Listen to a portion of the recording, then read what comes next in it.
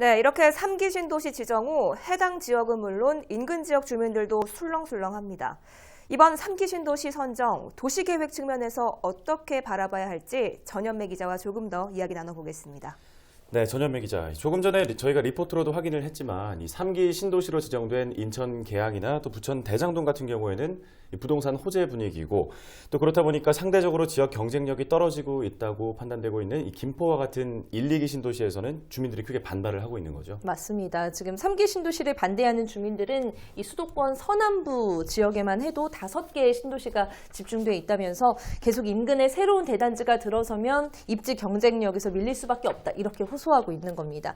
실제로 최근 3기 신도시로 발표된 부천 대장과 몇 달 전에 발표됐던 인천 계양, 그보다 앞서 2기 신도시로 발전되어 온 김포 한강 신도시와 인천 검단, 그리고 신도시의 시작이었던 부천 중동까지 이렇게 수도권 서남부에만 해도 5개가 몰려있는 게 사실이거든요. 예. 근데 게다가 이제 새로 발표되는 신도시들이 점점 더 서울과 가까워지다 보니까 아무래도 기존 신도시 주민들의 고민이 좀 깊어지고 있는 겁니다. 예. 이 3기 신도시 선정에 대해서 전문가들은 그래도 정부가 어느 정도는 고민한 흔적이 보인다 이렇게 평가를 하고 있습니다.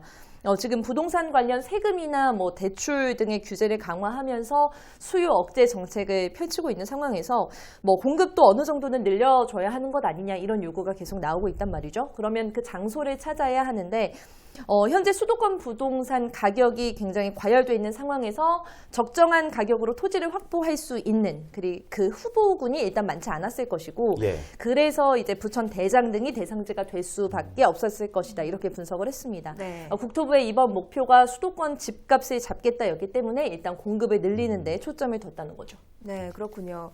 그런데 사실 이 김포나 일산 등 1, 2기 신도시는 이미 배드타운이 됐다 이런 네. 평가를 받고 있고요.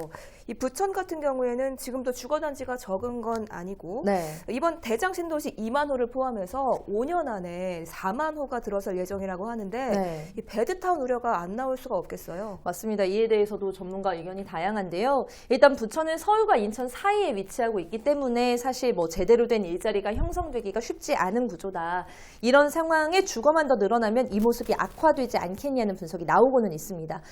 그래서 교통이라든지 이런 인프라가 같이 준비돼야 한다는 목소리가 계속 나오고 있고요.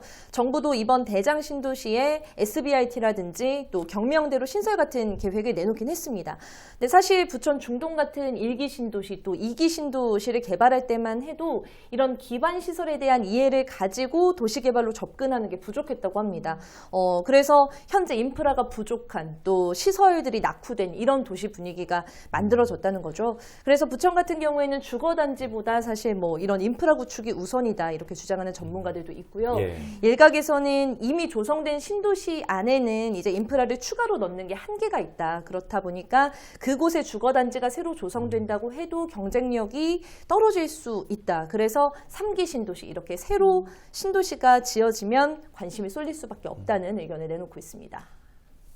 1기, 2기도 그 기본 방점을 일자리 창출, 산업을 유치하기 위해서 신도시를 만든 게 아니라 주거 문제를 해결하기 위해서 주택 가격을 안정화시키기 위해서 한 도시이기 때문에 그건 어쩔 수 없는 결과다 이렇게 볼 수 있는 거고 산업이 들어오게 되면은 자적균형을 강화하는 쪽으로 갈 수는 있지만은 산업을 먼저 해서 주택 인구를 끌어들이는 그런 정책은 우리나라에서 하기가 굉장히 한계가 있다 이렇게 볼 수 있는 거죠. 네, 이처럼 이 배드타운에 대한 지적이 예상이 되기 때문에 국토부도 이번 3기 신도시에서는 산업단지 조성 또 교통과 같은 이런 부분들을 더 강조를 하고 있는 네. 건데요.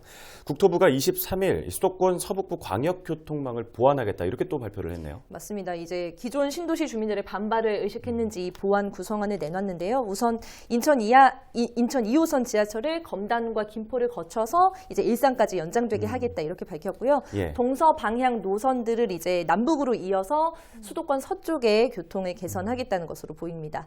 또 자유로 등 이렇게 수도권 간선도로에는 지하도로를 확충하는 방안도 제시를 했습니다. 네, 이 부분도 차질 없이 진행되는지 지켜봐야겠네요.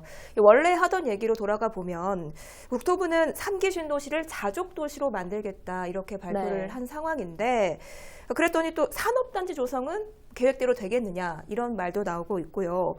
이 부분에 대한 의견도 분분한 상황에서 이 계양 테크노밸리와 부천 대장지구 네. 그리고 마곡지구를 잇는 서부권 기업 벨트를 만들겠다고 국토부가 발표한 상황이잖아요. 그럼 이곳을 다 채울 수 있겠느냐? 또 이런 얘기가 나오고 있는 거죠. 맞습니다. 그래서 전문가들도 이제 기업들을 유치할 수 있는 확실한 지원책이 필요하다 이런 얘기를 하는데요. 주거지를 옮기는 것보다 이 기업이 사업지를 옮기는 게 더 어렵다고 합니다. 예. 그래서 교통 인프라가 잘 갖춰져 있느냐, 뭐 분양가가 얼마나 저렴하냐 등이 중요한 부분이 될 것 같은데 관련해서 이제 유명한 사례를 하나 소개를 해드리자면 미국 텍사스에 있는 오스틴이라는 도시에 삼성전자의 반도체 생산 라인 공장이 들어가 있어요. 근데 이제 이 삼성을 유치하기 위해서 그 도시가 엄청나게 이제 부동산세 절감을 인센티브로 내걸었다고 합니다. 왜냐하면 이제 삼성을 유치함으로써 주변에 이제 새로 들어올 기업들 그리고 이제 주민들이 많다. 여기서 발생하는 세금이 오히려 더 많을 수 있다. 이런 전략이었다고 하거든요. 때문에 지금 정부가 3기 신도시를 자족도시로 만들겠다. 산업단지를 육성하겠다. 이 계획대로 성공을 하려면 관련 정책이 더 뒷받침돼야 하지 않겠냐. 이런 전문가들의 주장도 있습니다. 가족도시라는 개념을 만들기 위해서 우리가 물리적인 솔루션을 먼저 공급을 해줘야 되는지 아니면 진짜로 잡이 다시 릴로케이션이 될 수 있도록 어떤 소프트웨어적인 측면이 공급이 돼야 되는지에 대해서는 고민할 필요가 있어요. 지금은 사실 모든 정책이나 이런 것들이 물리적인 솔루션 위주로 되게 많이 포커스가 맞춰져 있습니다. 공간이 없어서 회사가 안 들어오는 건지 아니면 공간은 있는데 그곳에 들어갈 만한 어떤 다른 메리트가 없어서 안 들어가는 건지에 대해서는 되게 심도 있게 고민을 해봐야 돼요. 사실. 예, 3기 신도시 개발을 둘러싼 다양한 분석들을 짚어봤습니다. 전현배 기자 수고하셨습니다.